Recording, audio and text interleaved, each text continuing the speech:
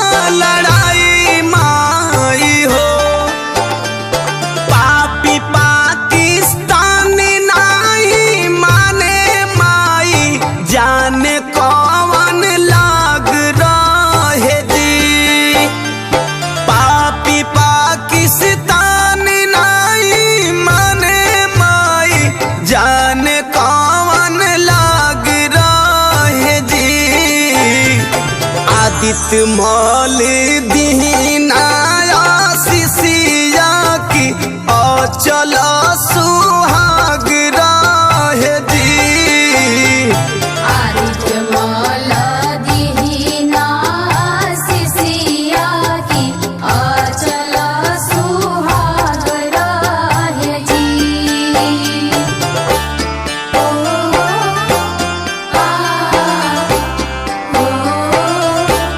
आ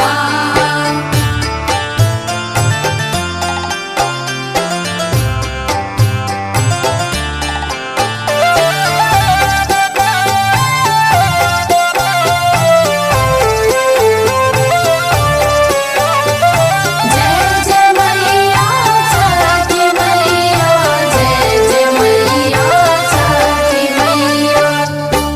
जय जय जय माँ, जय जय जय माँ, जय जय जय माँ, हे छठी माँ। फौजी होले रोज शहीद माने दुश्मन के ईद बाटे रहुआ से बहुत उम्मीद माई हो। बाटे रहुआ से बहुत उम्मीद माई हो।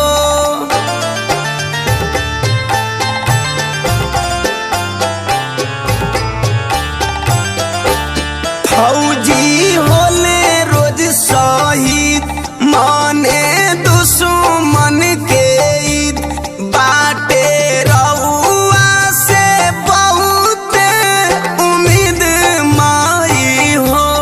बाटे रहुआ से बहुत उम्मीद माई हो। देशवा के दुश्मन माराए रोज भरल घर बाग रहे जी। देशवा के दुश्मन माराए रोज भरल घर बाग रहे जी। छठी माई दीनाया शिशिया की अचल सुहाग रहे जी। छठी माई दीना शिशिया की अचल सुहाग रहे जी।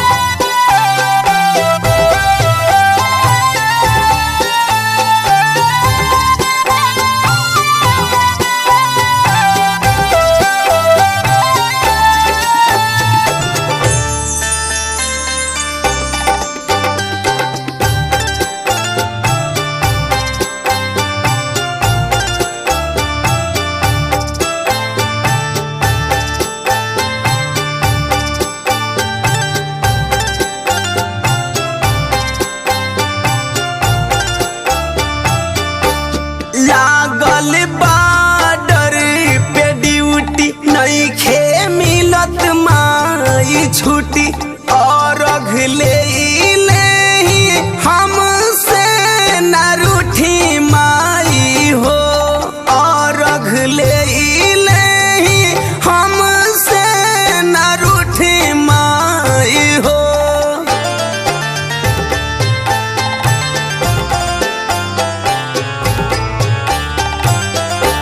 लागल बॉर्डर पे ड्यूटी नइखे मिलत माई छुट्टी और अगले ही हमसे न रूठी माई हो। और अगले ही हमसे न रूठी माई हो। ओम प्रकाश दीवाना सम्राट मुकेश इहे मांग रहे जी। ओम प्रकाश दीवाना